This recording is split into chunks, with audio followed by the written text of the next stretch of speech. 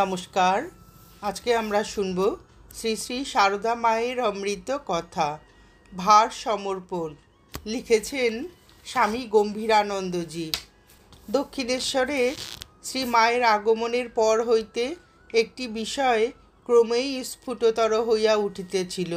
শিক্ষা, দীক্ষা, উদ্দীপনা ইত্যাদি অবলম্বনে ঠাকুর শ্রীরামকৃষ্ণদেব তাহাকে ক্রমেই স্বীয় ভাবধারার পরিপুষ্টর জন্য উপযুক্ত আধার করিয়া তুলিতেছিলেন।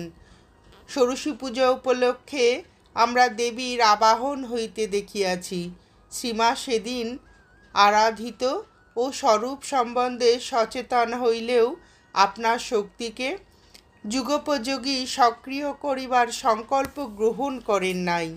আর সে পূজা হইয়াছিল তো নিভৃতে নিশীতে। লোকে উহা শুনিয়া থাকিলেও উহার মর্ম সবিশেষ উপলব্ধি করিতে পারে নাই। ইহার পর শ্রীমাকে স্বকার্য সাধনের জন্য স্পষ্ট আহ্বান জানাইবার সময় আগত এবং ভক্তদিগকেও সে বিষয়ে অবহিত করা আবশ্যক। তাই ঠাকুর শ্রীরামকৃষ্ণদেবের লীলা অবসানের পূর্ববর্তী কয়েকটি বৎসর ধরিয়া তাহার এই বিষয়ক চেষ্টা একটি সুপরিকল্পিত ধারায় পরিচালিত হইতে দেখা যায়।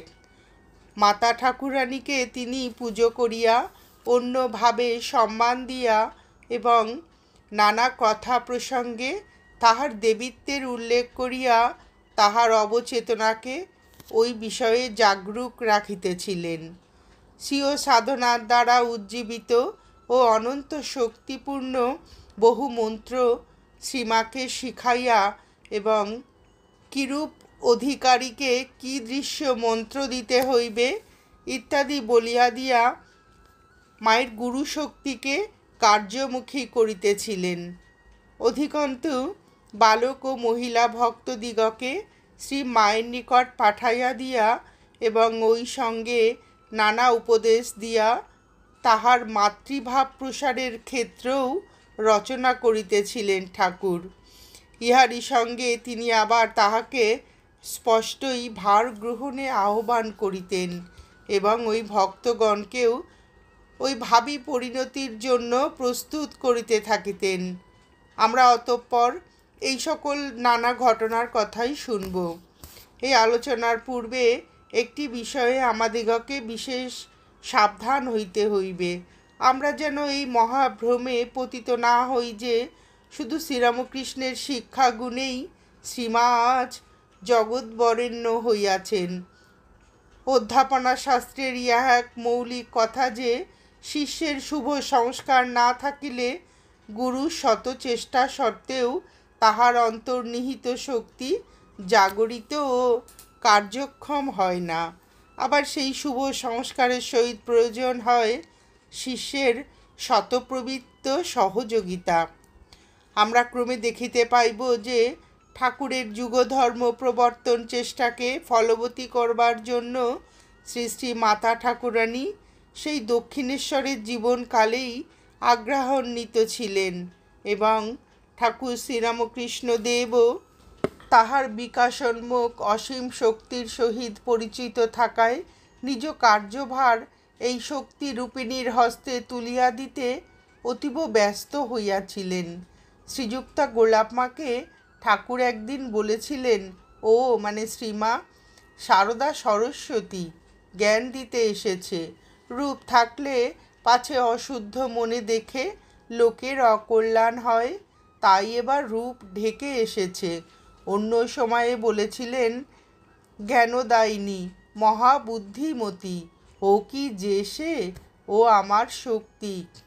আর ভাগিনীয় হৃদয়কে বলেছিলেন, ওরে ওর নাম সারদা, ও সরস্বতী, তাই সাজতে ভালোবাসে।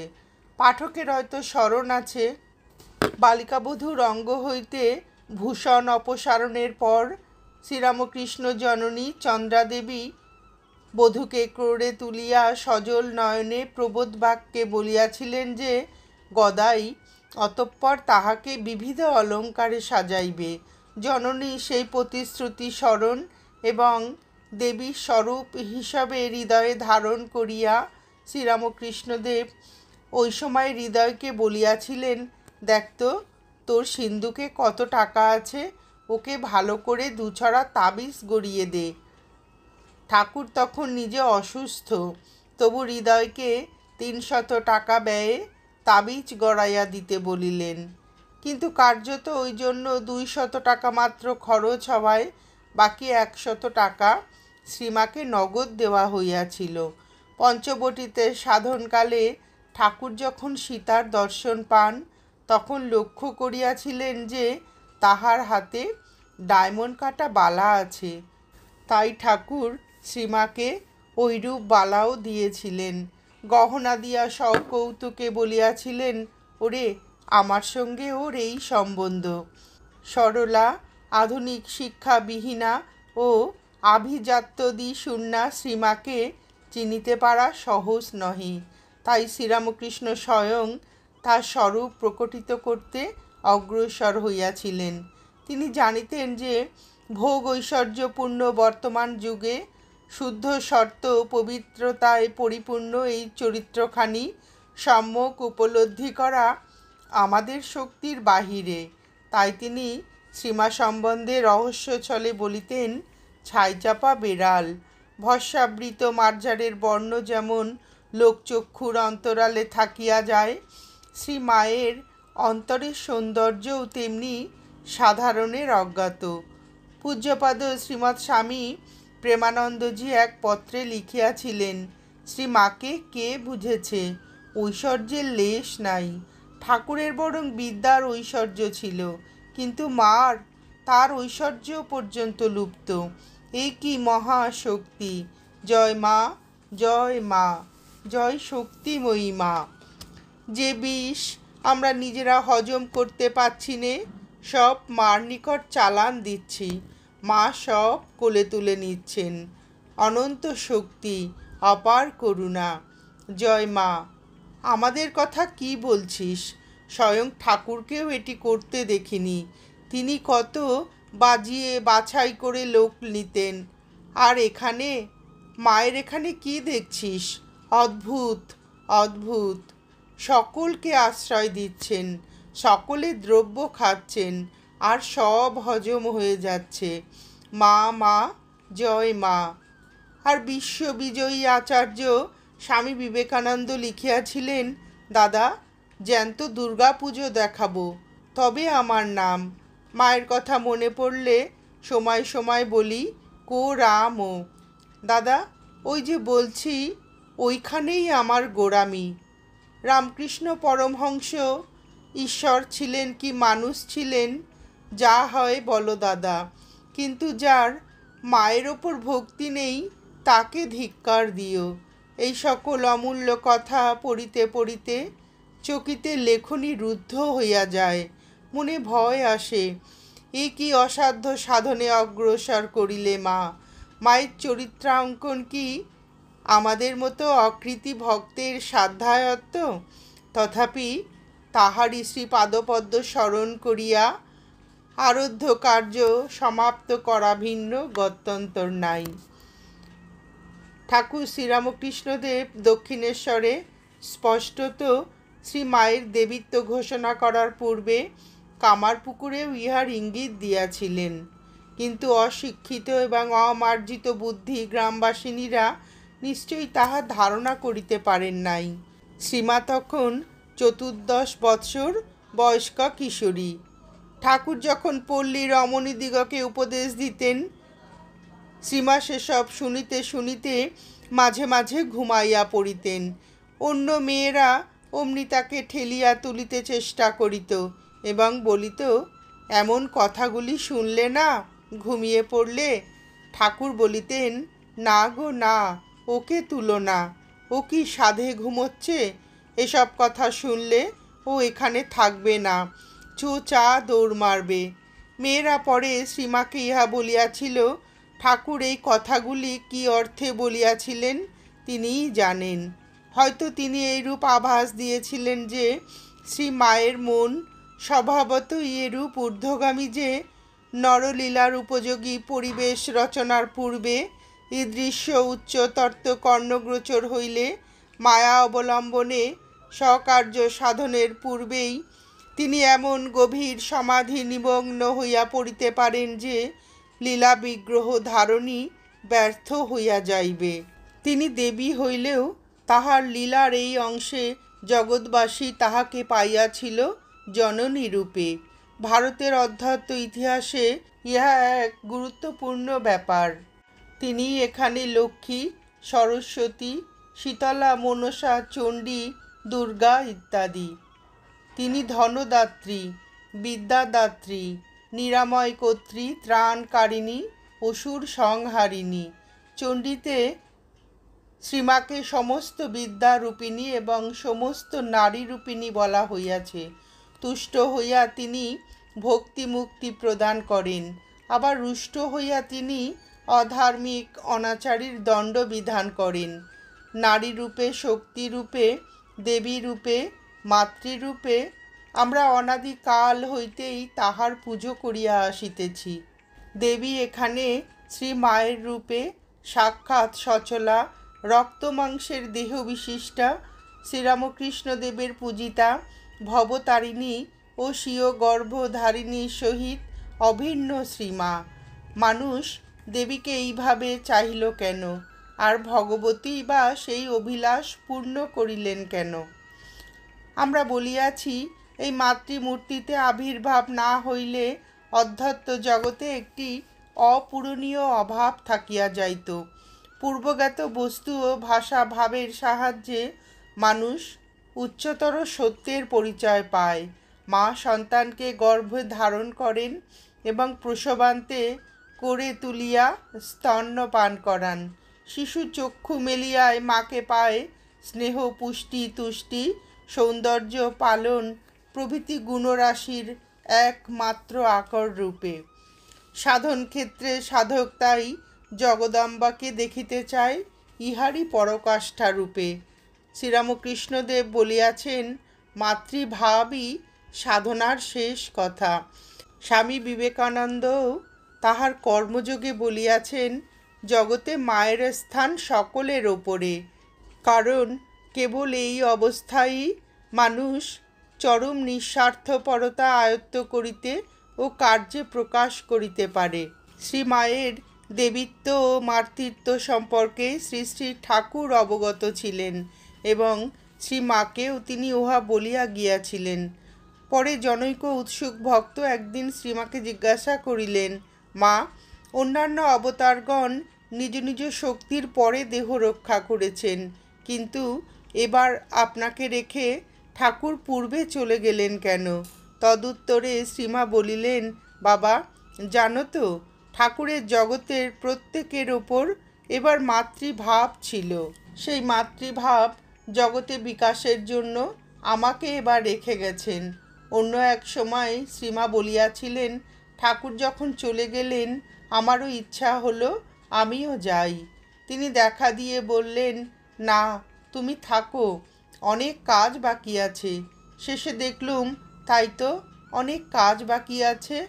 কাশীপুরে একদিন ঠাকুর মায়ের দিকে তাকাইয়া আছেন দেখিয়া তিনি বলিলেন, কি বলবে বলোই না। অনুযোগের সুরে ঠাকুর বলিলেন, হ্যাঁ গা, তুমি কি কিছু করবে না? নিজেকে দেখাইয়া বলিলেন, এই কি সব করবে?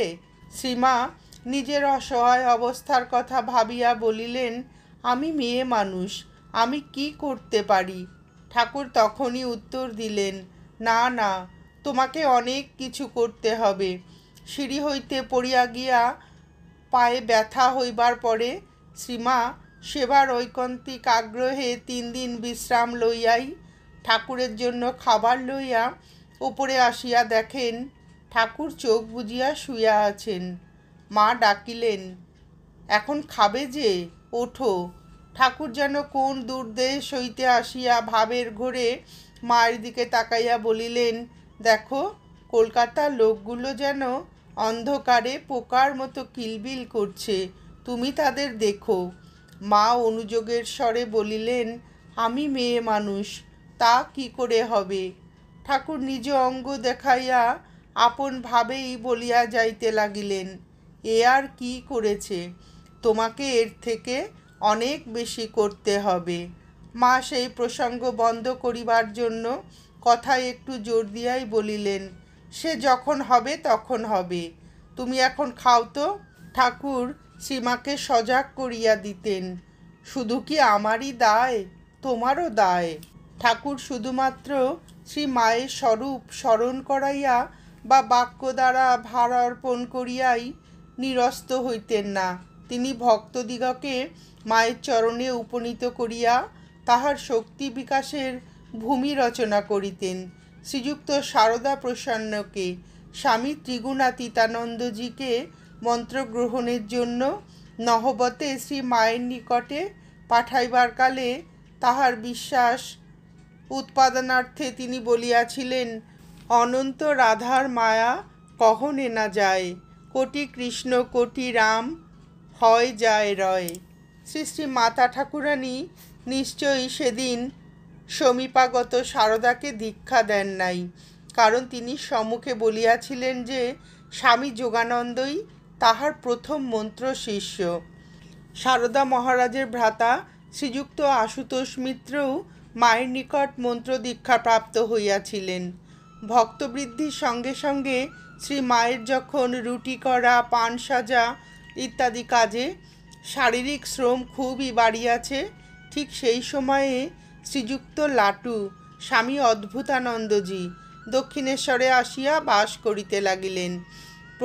প্রথম তিনি প্রায় পঞ্চবটী প্রভৃতি তপস্যাপুত স্থানে অনেকক্ষণ ধ্যানে বসিয়া থাকিতেন, উহাতেই দিন কাটিয়া যাইত। একদিন ঝাউতলার দিকে শৌচে যাইবার পথে ঠাকুর দেখিলেন শ্রীমা ময়দা ঠাসিতেছেন, আর একটু দূরে গঙ্গা তীরে লাটু নিশ্চলভাবে বসিয়া আছেন। ঠাকুর তখনই তাহাকে উঠাইয়া ভ্রমশোধনার্থে বলিলেন, ওরে লেটো, তুই এখানে বসে আছিস, আর উনি যে নহবতে রুটিবেলার লোক পাচ্ছেন না।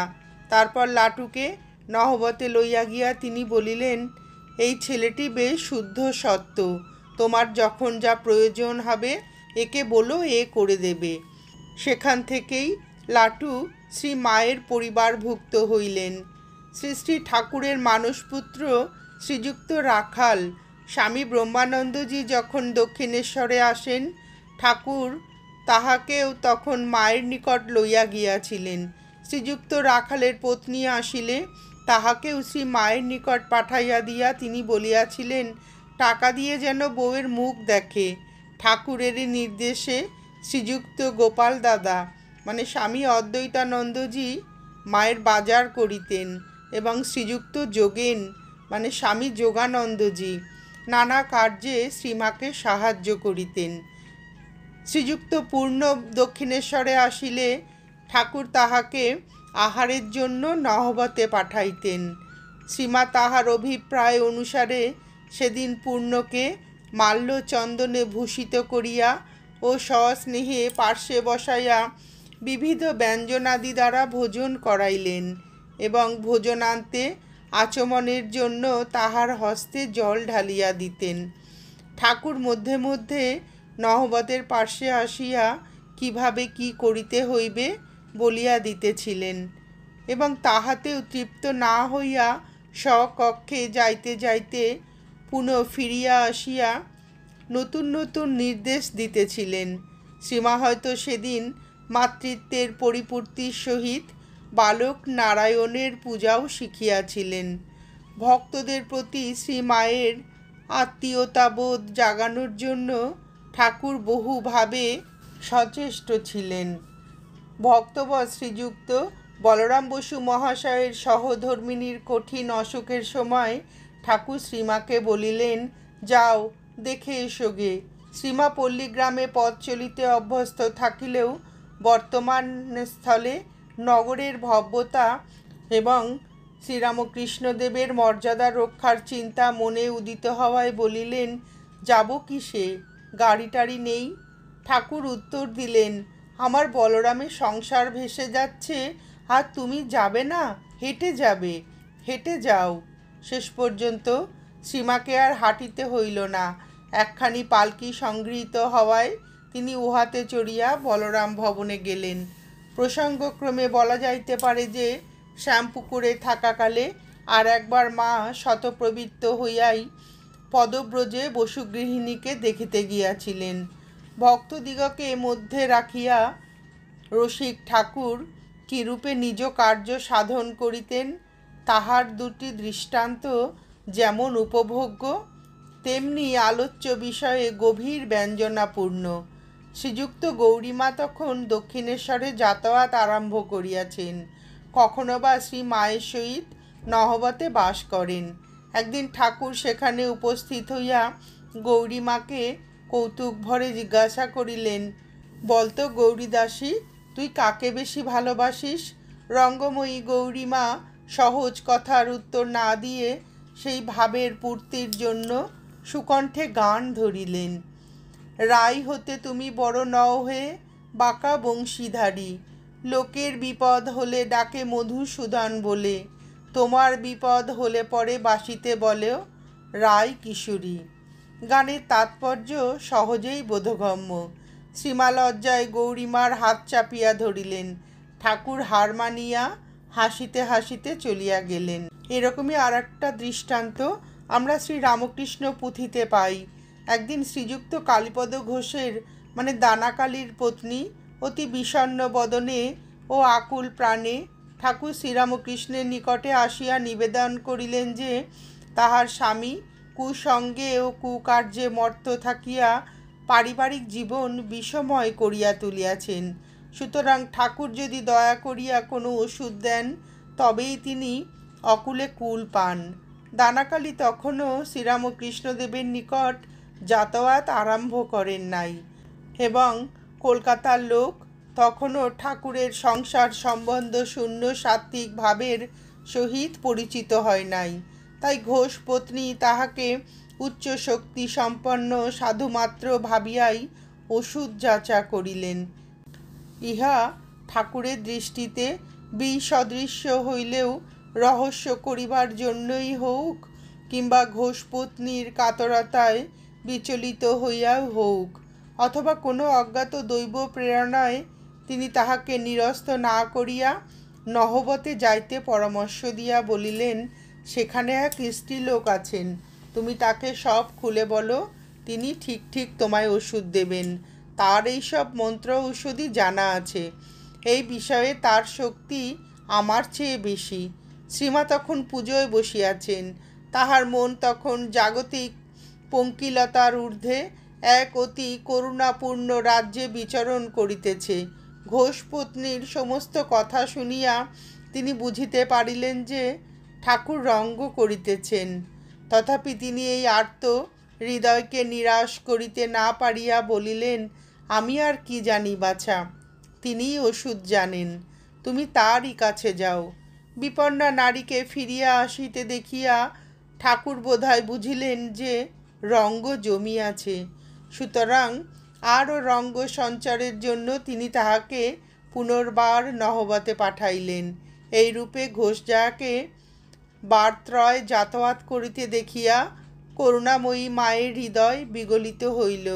তিনি সমস্ত ব্যাপারটাকে শুধু রঙ্গরসে আবৃত করিয়া সেই ব্যথিত প্রাণে আরও আঘাত দিতে চাহিলেন না। অতএব তিনি সেই নারীকে আশ্বস্ত করিয়া এবং পুজোর একটি বিল্বপত্র তাহার হাতে দিয়া স্নেহমাখা স্বরে বলিলেন, বাছা, এইটি নিয়ে যাও, এতেই তোমার বাসনা পূর্ণ হবে। ঘোষ গৃহিণী সেই আশীর্বাদ মাথায় তুলিয়া লইলেন। যথাকালে মায়ের অমোঘ বাণী সফল হইয়াছিল। দানাকালী শ্রীরামকৃষ্ণদেবের অনুচর বৃন্দের অন্তর্ভুক্ত হইয়াছিলেন। কিন্তু ইহা অপেক্ষাও লক্ষ্য করিবার বিষয় যে এই ঘটনা অবলম্বনে ঠাকুর শ্রী মায়ের কৃপাহস্ত উন্মোচিত করাইলেন। নারী হৃদয়ে মাতৃত্বের আকাঙ্ক্ষা অতি স্বাভাবিক, কিন্তু সেই মাতৃত্ব সর্বদা একই রূপে প্রকটিত হয় না। স্থল বিশেষে উহা শুধু স্বীয় সন্তানে আবদ্ধ থাকিয়া স্বার্থপরতারই রূপান্তর হইয়া দাঁড়ায়। অন্য ক্ষেত্রে উহা স্বীয় সন্তানের সহিত অপর অনেককেও টানিয়া লইয়া জনহিতরূপে আত্মপ্রকাশ করে। সহানুভূতি সম্পন্না প্রতিবেশিনীদিগকে তিনি দুঃখ করিতে শুনিতেন যে বিবাহিত জীবনে সন্তানহীন থাকা এক অতি দুর্ভাগ্য ও অলক্ষণের কথা। এমনকি শ্রীমায়ের গর্ভধারিণীও প্রায় অনুশোচনা করিতেন, এমন পাগল জামাইয়ের সঙ্গে আমার সারদার বিয়ে দিলুম, আহা, ঘর সংসারও করলে না, ছেলে পিলেও হলো না, মা বলাও শুনল না। ঠাকুর একদিন ইহা শুনিয়া বলিলেন, শাশুড়ি ঠাকরুন, সেজন্য আপনি দুঃখ করবেন না। আপনার মেয়ের এত ছেলে মেয়ে হবে, শেষে দেখবেন মা ডাকের জ্বালায় আবার অস্থির হয়ে উঠবে। লোকের কথা শুনিতে শুনিতে মায়ের মনে কিভাবে সন্তান লাভের স্পৃহা জাগরিত হইল তাহা তিনি স্বয়ং বলিয়াছেন। মেয়েদের কাছে কামার পুকুরে আর এখানেও খালি শুনতুম, ছেলের মা না হলে কোনো কাজই সেই মেয়ে মানুষ করতে পারে না, বাজা কোনো শুভ কাজে এও হতে পারে না। আমি তখন ছেলে মানুষ ছিলুম। ওই সব কথা শুনতে শুনতে আমার মনে দুঃখ হতো। তাই তো আমার কি একটাও ছেলে হবে না? দক্ষিণেশ্বরে গিয়ে ওই কথাটা একবার মনে পড়ে, যেদিন মনে হওয়া কাউকে কিছু বলিনি। ঠাকুর আপনা হতেই বললেন, তোমার ভাবনা কিসের? তোমায় এমন সব রত্ন ছেলে দিয়ে যাব, মাথা কেটে তপস্বী করেও মানুষ পায় না। পরে দেখবে এত ছেলে তোমায় মা বলে ডাকবে, তোমার সামলানো ভার হয়ে উঠবে। অনাদিকাল হইতে মানুষের সন্তান লাভের জন্য এই আকাঙ্ক্ষা চলিয়া আসিতেছে। ঠাকুরের দেহত্যাগের পূর্বেই শ্রীমা মা ডাকের আস্বাদ কিছু কিছু পাইয়াছিলেন সত্য, কিন্তু তাহার সন্তান কামনা তাহাতেও তৃপ্ত হয় নাই। মায়ের শ্রীমুখেই আমরা সেই অতৃপ্তির পরিচয় পাই। ঠাকুর যখন চলে গেলেন, একা একা বসে ভাবতুম, তখন কামার পুকুরে রয়েছি, ছেলে নেই, কিছু নেই, কি হবে? একদিন ঠাকুর দেখা দিয়ে বললেন, ভাবছ কেন? তুমি একটা ছেলে চাচ্ছ, আমি তোমাকে এইসব রত্ন ছেলে দিয়ে গেলুম। কালে কালে কত লোকে তোমাকে মা মা বলে ডাকবে। মায়ের এই অভিলাষ এবং ঠাকুরের এই আশ্বাস ঠাকুরের প্রকট লীলাকালে কি পরিমাণ সাফল্য লাভ করিয়াছিল, আমরা আপাতত সেই কথাই এখানে আলোচনা করব। দক্ষিণেশ্বরে আগত অল্প বয়স্ক ভক্তদিগকে শ্রীমা নিজ সন্তানের মতোই দেখিতেন এবং তাহাদের প্রতি একটি অনুপম আকর্ষণ বোধ করিতেন। প্রয়োজনস্থলে জননী অপেক্ষাও সযত্নে ও আপনার জ্ঞানে তাহাদের রক্ষণাবেক্ষণ করিতেন। দক্ষিণেশ্বরে একটি পাগলি ঠাকুরের নিকট যাতায়াত করিত। প্রথমে সকলে তাহাকে শুধু অপ্রকৃতস্থ বলিয়া জানিতেন এবং শ্রীরামকৃষ্ণদেব প্রভৃতি সকলেই অতি সহানুভূতির সহিত তার সঙ্গে আলাপাদি করিতেন। পরে প্রকাশ পাইল যে সে মধুর ভাবের সাধিকা। এদিকে ঠাকুর শ্রীরামকৃষ্ণদেব স্বভাবতই শ্রী জগদম্বার প্রতি মাতৃভাবাপন্ন। পাগলি অতশত না ভাবিয়া যেদিন তাহার অন্তরের কথা ঠাকুরকে খুলিয়া বলিল, সেই দিনই এই বিজাতীয় ভাবের আঘাতে ঠাকুর শ্রীরামকৃষ্ণদেবের শিশু মন বিদ্রোহী হইয়া উঠিল। তিনি তৎক্ষণাৎ আসন ত্যাগ করিয়া ক্ষিপ্তপ্রায় কক্ষ মধ্যে ঘুরিয়া বেড়াইতে লাগিলেন। গ্রাম্য ভাষায় এই বিপরীত সম্বন্ধের নিন্দা করিতে থাকিলেন এবং তাহার পরিধেয় বস্ত্র খসিয়া পড়িল। শ্রীমা নহবত হইতে সবই শুনিতেছিলেন। কন্যার অপমানে লজ্জায় মরিয়া গিয়া তিনি গোলাপ মাকে বলিলেন, দেখো দেখি, সে যদি অবিবেচনার কথা বলেই থাকে তো আমার কাছে পাঠিয়ে দিলেই তো হয়, এভাবে গালাগালি করা কেন? পাগলিকে ডাকিয়া আনিবার জন্য তিনি গোলাপ মাকে অবিলম্বে পাঠাইলেন এবং সে নিকটে আসিলে স্নেহভরে বলিলেন, বাছা, উনি তোমায় দেখে যখন বিরক্ত হন তখন নাই বা গেলে সেখানে, আমার কাছে এলেই তো পারো। সেই সময় বালক ভক্তদের অনেকেই দক্ষিণেশ্বরে রাত্রি যাপন করিতেন এবং ঠাকুরের নির্দেশে সাধনাদিতে রত থাকিতেন। ভুরি ভোজনে ধ্যানের ব্যাঘাত হইবে জানিয়া ঠাকুর তাহাদের আহারাদির প্রতি তীক্ষ্ণ দৃষ্টি রাখিতেন। সীমাকে বলিয়া দিয়াছিলেন রাখালকে 6খানা, লাটুকে 5খানা আর বুড়ো গোপাল ও বাবুরামকে 4খানা করিয়া রুটি দিতে। মাতৃত্বের ওপর এইরূপ কড়া শাসন কিন্তু শ্রীমায়ের সহ্য হইত না। অতএব তিনি বালক ভক্তদিগকে তাহাদের ক্ষুধার অনুপাতে ঠাকুরের নির্ধারিত পরিমাণ অপেক্ষা অধিক খাইতে দিতেন। শ্রীরামকৃষ্ণদেব একদিন শ্রীযুক্ত বাবুরামকে জিজ্ঞাসা করিয়া জানিলেন যে তিনি রাত্রে 5-6খানি রুটি খাইয়া থাকেন, আর এই অধিক খাওয়ানোর জন্য শ্রীমায় দায়ী। সুতরাং তিনি শ্রীমায়ের নিকট যাইয়া অনুযোগ করিলেন যে তিনি এইরূপ বিবেচনাহীন স্নেহের দ্বারা বালকদের ভবিষ্যৎ নষ্ট করিতেছেন। ইহার প্রতিবাদে শ্রীমা বলিলেন, ও 2খানি রুটি বেশি খেয়েছ বলে তুমি অত ভাবছ কেন? তাদের ভবিষ্যৎ আমি দেখব, তুমি ওদের খাওয়া নিয়ে কোনো গালাগালি করো না। শ্রীরামকৃষ্ণদেব আর দ্বিরুক্তি না করিয়া মনে মনে সর্ববিজয়িনী মাতৃত্ব শক্তিকে সম্মান প্রদর্শনপূর্বক তখনই স্মিত বদনে সেই স্থান হইতে বিদায় লইলেন। শ্রীমা স্বেচ্ছায় স্বীয় ভাবী কর্মক্ষেত্রে প্রবেশ করিতেছেন দেখিয়া ঠাকুর নিশ্চয়ই সেদিন আনন্দিত হইয়াছিলেন। পূজনীয় যোগেনমার প্রদত্ত বিবরণ হইতে জানা যায় যে শ্রীমা আপনা হইতেই স্ত্রী ভক্তদিগকে আত্মীয়বোধে গ্রহণ করিতেন এবং তদ্দর্শনে ঠাকুর বিশেষ প্রীত হইতেন। ভক্তিমতী যোগেনমা যেদিন প্রথম দক্ষিণেশ্বরে যান, সেদিন আহার হয় নাই শুনিয়া ঠাকুর তাহাকে নহবতে পাঠাইয়া বলিলেন, সেখানে ভাত তরকারি আছে, খাওগে। শ্রীমা অমনি ভাত, লুচি, তরকারি প্রভৃতি যাহা কিছু ছিল তাহা ক্ষিপ্র হস্তে ও সযত্নে তাহাকে খাওয়াইলেন। সেই প্রথম দর্শনেই শ্রীমায়ের সঙ্গে তাহার খুব ঘনিষ্ঠতা হইয়া গেল। উহা এতই গভীর ছিল যে কিছুদিন পরে শ্রীমা যখন রামলাল দাদার বিবাহ উপলক্ষে দেশে যাইবার জন্য নৌকায় উঠিলেন, তখন যোগিনমা যতক্ষণ নৌকা দেখা যায় ততক্ষণ সেই দিকে চাহিয়া রইলেন। নৌকা অদৃশ্য হয়ে গেলে কাঁদিয়া ভাসাইতে লাগিলেন। শ্রীরামকৃষ্ণদেব যোগিনমাকে ওইরূপ অবস্থায় দেখিয়া সান্ত্বনা দিলেন এবং যথাকালে শ্রীমা ফিরিয়া আসিলে বলিলেন, সেই যে ডাগর ডাগর চোখ মেয়েটি আসে, সে তোমাকে খুব ভালোবাসে। তুমি যাবার দিন সে নহবতে বসে খুব কেঁদেছিল। মা বলিলেন, হ্যাঁ, তার নাম যোগেন। যোগিনমার ওপরে মায়ের এত বিশ্বাস ও ভালোবাসা ছিল যে প্রতি বিষয়ে তাহার পরামর্শ লইতেন।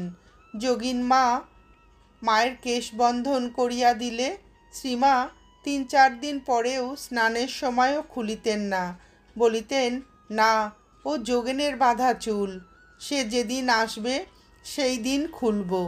যোগিনমা একদিন দেখিলেন শ্রীমা কতকগুলি পান শুধু চুন সুপুরি দিয়া সাজিলেন এবং কতকগুলি ভালো করিয়া সাজিলেন।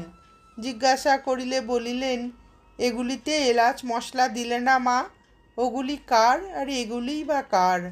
মা উত্তর দিলেন, যোগেন, এগুলি মানে ভালোগুলি ভক্তদের।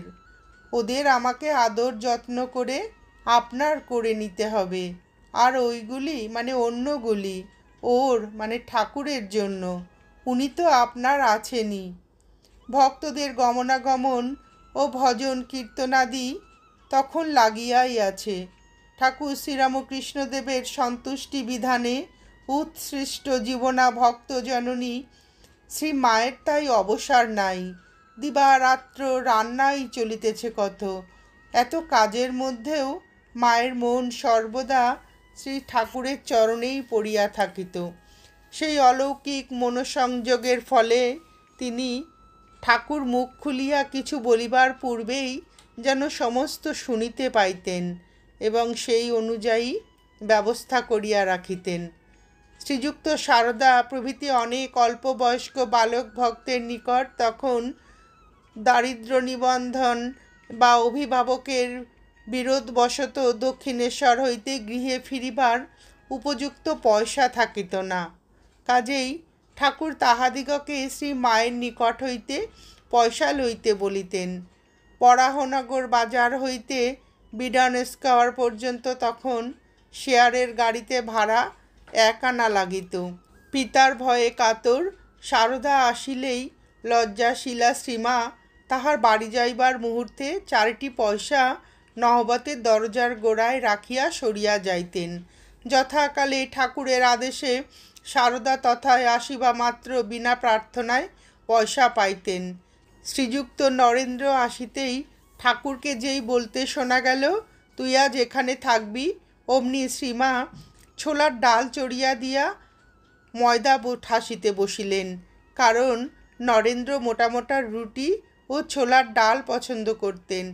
ঠাকুর ঝাউতলার দিকে যাইবার পথে শ্রীমাকে নরেন্দ্রের জন্য রাঁধিবার কথা বলিতে গিয়া দেখিলেন সমস্ত আয়োজন আরম্ভ হইয়া গিয়াছে। মহিলা ভক্তগণ দিবাবসানে দক্ষিণেশ্বরে আসিলে তাহাদের রাত্রিবাসের স্থান ঠিক করা একটা সমস্যা হইয়া দাঁড়াইত। স্বল্পায়তন নহবতে স্থানভাব জানিয়া ঠাকুর তাহাদিগকে নিজের ঘরের রোয়াকে শুইতে বলিতেন, কিন্তু মা তাহাদিগকে বলিয়া রাখিতেন যে নহবতে স্থান হইয়া যাইবে। সেখানে রাত্রে আহার করিয়া স্ত্রী ভক্তেরা ঠাকুরের ঘরে একটু আলাপ করিতে আসিতেন। তাহারা নহবতে ফিরিবার পূর্বেই শ্রীমা সব পরিষ্কার করিয়া সকলের মতো স্থান করিয়া রাখিতেন। আবার তিনি সকলকে কাছে টানাইয়া শোয়াইতেন। সুতরাং কাহারও অন্যত্র যাইবার ইচ্ছা বা প্রয়োজন হতো না। শ্রীমায়ের ভাবী সহচরী যোগিন মা ও গোলাপ মা, ইহারা মাতৃলীলায় মায়ের জয়া বিজয়া নামেই পরিচিত। ঠাকুর যখন চিকিৎসার জন্য দক্ষিণেশ্বর হইতে শ্যামপুকুরে গিয়াছেন, তখন সেবায় বঞ্চিত শ্রীমা দুশ্চিন্তায় দিন কাটাইতেছেন। এমন সময় গোলাপ মা একদিন কথায় কথায় যোগিন মাকে বলিলেন, দেখো যোগেন, ঠাকুর বোধহয় মার ওপরে রাগ করে কলকাতা চলে গেছেন। যোগিন মার মুখে ওই কথা শুনে শ্রীমা গাড়ি করিয়া ঠাকুরের কাছে গিয়া কাঁদিয়া বলিলেন, তুমি নাকি আমার ওপর রাগ করে চলে এসেছ? ঠাকুর বলিলেন, এ কথা তোমায় কে বলেছে? মা বলিলেন, গোলাপ বলেছে। তখন ঠাকুর রাগিয়া গিয়া বলিলেন, হ্যাঁ, সে এমন কথা বলে তোমায় কাঁদিয়েছে? সে জানে না তুমি কে? গোলাপ কোথায়? আসুক না। মা তখন শান্ত হইয়া দক্ষিণেশ্বরে চলিয়া আসিলেন। পরে গোলাপ মা ঠাকুরের নিকটে গেলে ঠাকুর তাহাকে খুব ভৎসনা করিয়া বলিলেন, তুমি কি কথা বলে ওকে কাঁদিয়েছ? জানো না ও কে? এক্ষুনি তার কাছে গিয়ে ক্ষমা চাওগে। গোলাপ মা তখনই হাঁটিয়া দক্ষিণেশ্বরে শ্রী মায়ের কাছে উপস্থিত হইয়া কাঁদিতে কাঁদিতে বলিলেন, মা, ঠাকুর আমার ওপর ভয়ানক রাগ করেছেন। আমি না বুঝতে পেরে অমন কথা বলে ফেলেছি। মা কোনো কথা না বলিয়া খালি হাসিয়া ও গোলাপ বলিতে বলিতে পিঠে 3টি চাপড় দিতেই গোলাপ মার সব দুঃখ যেন কোথায় চলিয়া গিয়া মন শান্ত হইয়া গেল। ব্রাহ্মণী গোলাপ মা যখন প্রথম দক্ষিণেশ্বরে আসেন, তখন তিনি প্রাণ প্রতিমা একমাত্র কন্যা চণ্ডীর শোকে বিহ্বল। ঠাকুর তাহাকে সাদরে গ্রহণ করিয়াছিলেন এবং ঘনিষ্ঠ পরিচয়ের পর শ্রীমাকে তাহার সম্বন্ধে বলিয়াছিলেন, তুমি ওকে খুব পেট ভরে খেতে দেবে, পেটে অন্ন পড়লে শোক কমে। আর একদিন ঠাকুর তাহাকে বলিয়াছিলেন, তুমি এই ব্রাহ্মণের মেয়েটিকে যত্ন করো, এই বরাবর তোমার সঙ্গে থাকবে। বলা বাহুল্য যে শ্রীমা ইহাকে সাদরে গ্রহণ করেছিলেন এবং গোলাপ মাও সেই প্রথম অবস্থায় শ্রী মায়ের সেবায় আত্মোৎসর্গ করিয়াছিলেন। সেই অন্তরঙ্গের সহিত শ্রী শ্রী মাতা ঠাকুরানীর পূর্বোক্ত রূপ অনৈক্য নিতান্তই বাহিরের বস্তু ছিল, উহা মনের বহির্দ্বার অতিক্রম করিতে পারিত না। ঠাকুর যখন কাশীপুরে আছেন, তখন যোগিনমার বৃন্দাবনে যাইয়া তপস্যা করার বাসনা জাগিল এবং এক সুযোগে তিনি উহা ঠাকুরকে জানাইলেন। এই কথা শুনিয়া ঠাকুরের মুখ উজ্জ্বল হইয়া উঠিল। তিনি উৎসাহ দিয়ে বলিলেন, তুমি বৃন্দাবনে যাবে? বেশ হবে, যাও যাও, সব সেখানে পাবে। শ্রীমা তখন শ্রী শ্রী ঠাকুরের পর্থ লইয়া ঘরে উপস্থিত ছিলেন। তাহার দিকে চক্ষু ফিরাইয়া ঠাকুর যোগেনমাকে বলিলেন, ওকে মানে শ্রীমাকে বলেছ? ও কি বলে? মা তাড়াতাড়ি বলিলেন, যা বলবার তুমিই তো বললে, আমি আবার কি বলবো? ঠাকুর যেন সে কথা শুনিয়াও শুনিলেন না। তিনি যোগেনমাকে আবার পরামর্শ দিলেন, ওগো বাছা, ওকে রাজি করিয়ে তবে যেও, তোমার সব হবে। মা সেদিকে কান না দিয়া উচ্ছিষ্ট বাটি লইয়া নিচে যাইবার জন্য উঠিলেন। যোগিনমাও তাহার অনুসরণ করিলেন। সেদিন আর কোনো কথা হইল না। পরদিন সকালে যোগিনমা বৃন্দাবন যাত্রার পূর্বে কাশীপুরে বিদায় লইতে আসিলেন। ঠাকুরকে প্রণাম করিয়া তিনি শ্রীমাকেও প্রণাম করিতে গেলেন। তখন শ্রীমা তাহার মাথায় করজপ করিয়া দিলেন। ইহার 2 দিন পরেই যোগিনমা বৃন্দাবনে গেলেন এবং সেখানে যমুনা তীরে বলরাম বাবুদের প্রতিষ্ঠিত দেবালয় কালাবাবুর কুঞ্জে আশ্রয় লইলেন। নমস্কার, আজ এ পর্যন্তই। শ্রী শ্রী ঠাকুরের ভার সমর্পণের জন্য ঠাকুর শ্রীমাকে কেমনভাবে তৈরি করেছিলেন সেই সব বিভিন্ন ঘটনার কথা আমরা এখানে শুনলাম। মায়ের কথা শুনে আপনাদের ভিডিওটি কেমন লাগলো জানাবেন।